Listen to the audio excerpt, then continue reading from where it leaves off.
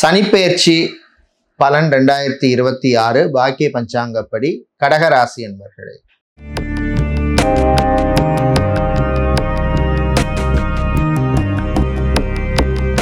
உங்களுக்கு 9ஆம் இடமான பாக்கியஸ்தானத்துக்கு சனி பகவான் வர்றார்.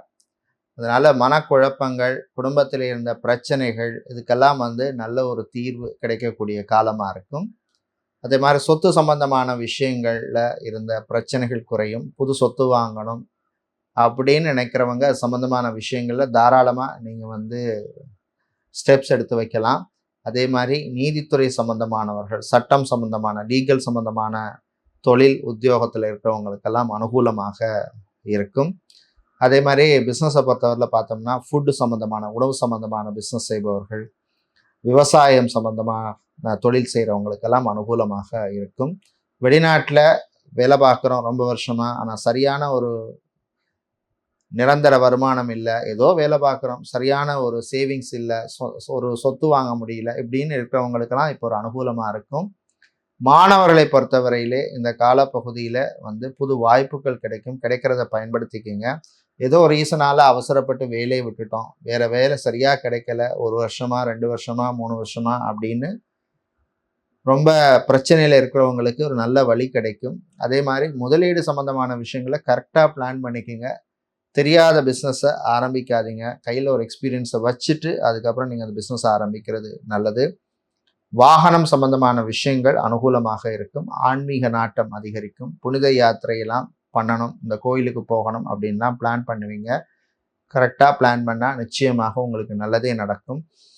குழந்தை பாக்கியம், புத்திர பாக்கியம் சம்பந்தமான விஷயங்களில் பிரச்சனை இருந்தவர்களுக்கு இப்போ கொஞ்சம் நல்ல செய்திகள்லாம் வரக்கூடிய காலமாக இருக்கும். மெடிக்கல் ட்ரீட்மெண்ட் எடுத்திருப்பீங்க, 1 தடவை 2 தடவை எடுத்து கூட சக்ஸஸ் இல்லாமல் இருந்திருக்கும். அவர்கள் இப்போ உங்கள் சுயஜாதகத்தை பாருங்கள், தசா புத்தியெல்லாம் பார்த்து உங்களுக்கு இப்போ அனுகூலமாக இருக்குன்னா நீங்கள் மீண்டும் ட்ரை பண்ணி பார்க்கலாம். நிச்சயமாக நல்ல அனுகூலத்தை தரக்கூடிய காலமாக இருக்கும். அதே மாதிரி கடன் வாங்கி கட்ட முடியலை, மீள முடியல, வெளியில் வர முடியலன்னு ஒரு 2 வருஷம் 3 வருஷமாக அவதிப்படுபவர்களுக்கெல்லாம் இப்போ கொஞ்சம் ரிலீஃப் ஆகிற மாதிரி நல்ல வழி கிடைக்கும்.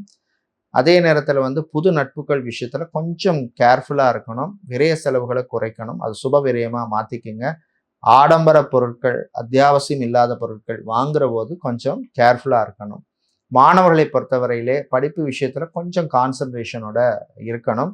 அதே மாதிரி புது படிப்புகள், ஒரு ஏஐ சம்மந்தமானதோ, இல்லைன்னா மெஷின் லேர்னிங், இல்லைன்னா வேறு ஏதாவது சைபர் செக்யூரிட்டி, இந்த மாதிரி கோர்ஸ் படிக்கின்ற மாணவர்கள் கான்சன்ட்ரேஷனோட இருக்கிறது நல்லது.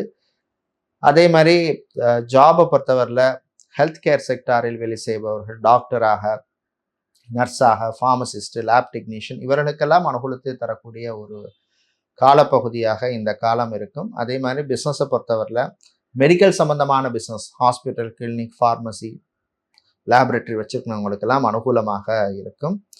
புது தொடர்புகள் கிடைக்கும். வெளிநாட்டு வாய்ப்புகள் கிடைக்கும். கிடைக்கிறத பயன்படுத்திக்கங்க. இந்த காலப்பகுதியில் உங்களுக்கு கூடுதல் பலன் கிடைக்க நீங்கள் வழிபட வேண்டிய தெய்வ வழிபாடு அப்படின்னு பார்த்தோம்னா குரு தட்சிணாமூர்த்தி வழிபாடு. குரு தட்சிணாமூர்த்திக்கு நீங்கள் மஞ்சள் நிற வஸ்திரம் சாத்தி வழிபடுவது விசேஷம். உங்களுக்கு இந்த காலப்பகுதியில் 80% நல்ல பலன்கள் கிடைக்கும்.